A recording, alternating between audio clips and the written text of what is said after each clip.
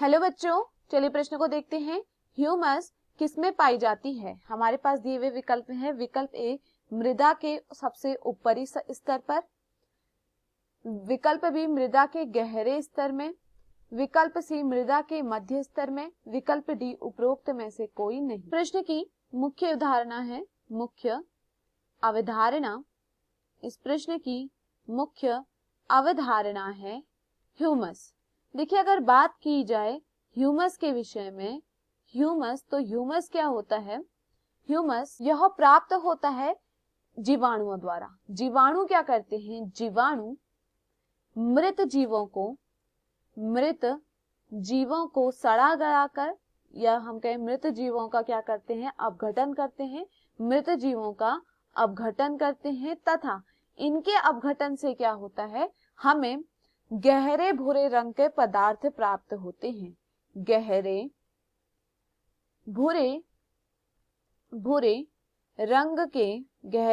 रंग के पदार्थ प्राप्त होते हैं और यह गहरे पदार्थ हमें किसमें मिलते हैं? भूमि में मिलते हैं।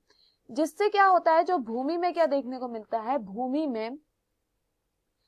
भूमि में हमें कई कार्बनिक पदार्थ देखने को मिलते हैं। ह्यूमस के कारण हमें क्या देखने को मिलते हैं? भूमि पर कई कार्बनिक पदार्थ देखने को मिलते हैं, जिस कारण क्या कहा जाता है? जिस भूमि में क्या मिलता है? ह्यूमस मिलता है, उस भूमि को संसार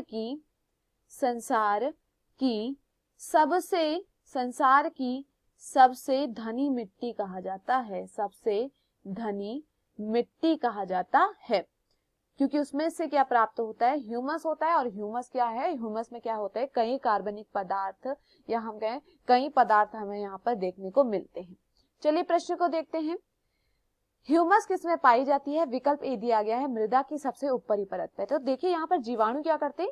मृत जीवों का अपघटन कर रहे हैं, और यह अपघटन जो होता है मृदा की सबसे ऊपरी सतह पर होता है। तो ये जो ह्यूमस है, यह भी कहाँ मिलती है? मृदा की सबसे ऊपरी सतह पर मिलती है।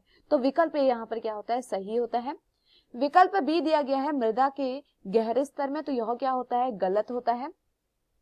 विकल्प सी दिया गया है मृदा के मध्य स्तर में, तो यह भी क्या होता है? गलत होता है। विकल्प डी दिया गया है उपरोक्त में से कोई नहीं, यह भी गलत होता है। तो दिए हुए विकल्पों में जो हमारा सही विकल्प है वह है विकल्प ए। मैं आशा करती हूँ आपको यह समझ में आया हो। धन्यवाद।